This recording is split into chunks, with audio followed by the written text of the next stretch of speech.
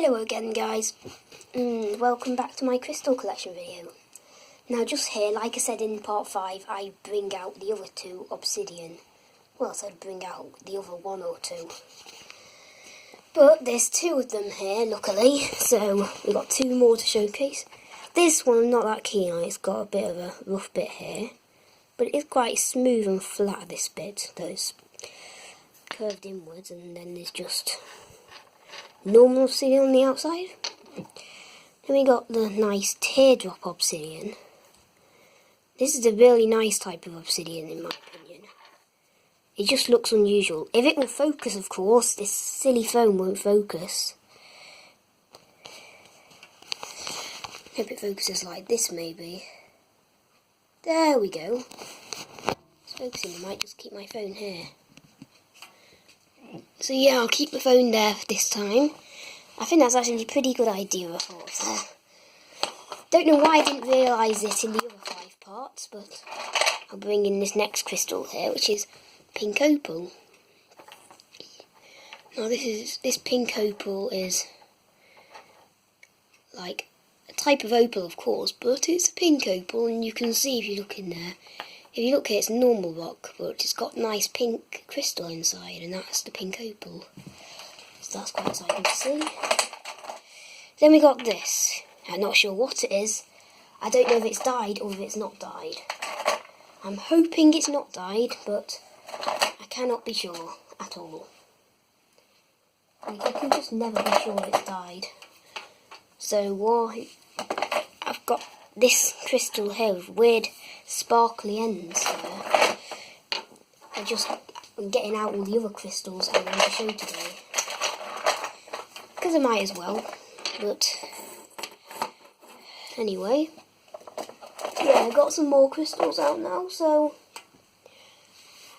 I'll show you some more now. So I'll move the topaz to the side, or at least that's what I thought it was when I was a child. I thought it was topaz. It looks like topaz for some reason. Looks weird. Looks like a dyed crystal, which is meant to mimic topaz. Or it looks like crystal that looks like topaz. Maybe even topaz. I don't know what this is. As a child, I always thought it was topaz. I can never stop calling it topaz accidentally, even though I don't know what it is. Now this here is a nice pink crystal. I'm not sure what it is.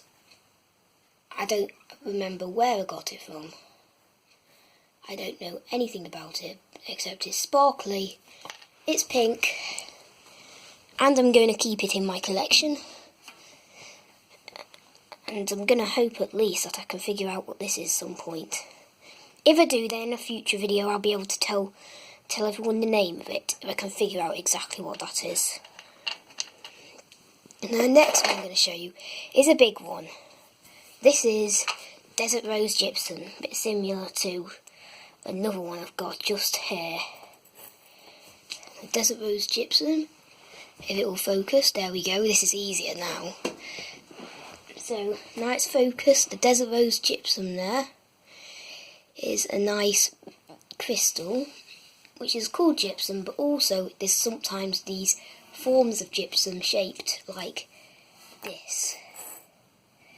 And they look really peculiar. You ever see pictures of them or see the things in real life?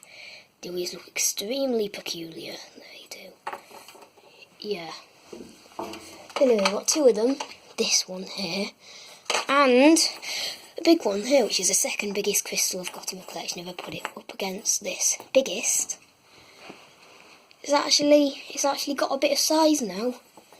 Got a nice big one. So anyway, we can get up close to that, and if it will focus... Is it going to focus? No, I don't think it's going to focus that up close, but you can see how it's quite detailed. Yeah, it's really big and detailed, and it's an unusual crystal. It's very unusual because it looks like a rock, but it definitely doesn't look like a rock.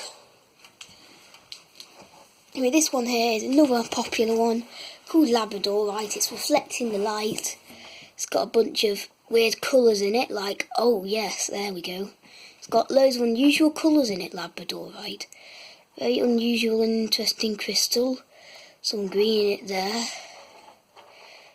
And if you look here, you can see blue. You can see nice blue colour.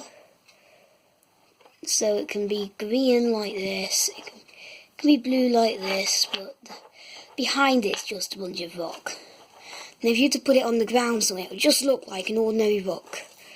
And I guarantee that I don't think many people would try to pick it up unless they look closely at it and turned it over.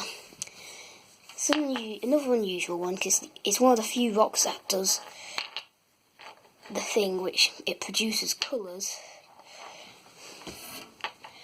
Like that. But anyway. It's an unusual crystal, this one is.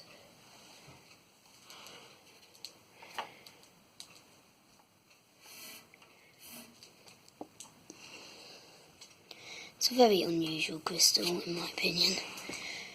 You won't really see another crystal quite like this one, I don't think. And this one here is a sparkly crystal. I've got no idea what it's called, though. But it's got nice red, faint red bands in it and a lot of green. Some people will probably see those red bands as pink. Some people might not even see them at all, but it's very sparkly. I don't know how this crystal's so sparkly, but it just is. Now this one here is something a lot of you might know.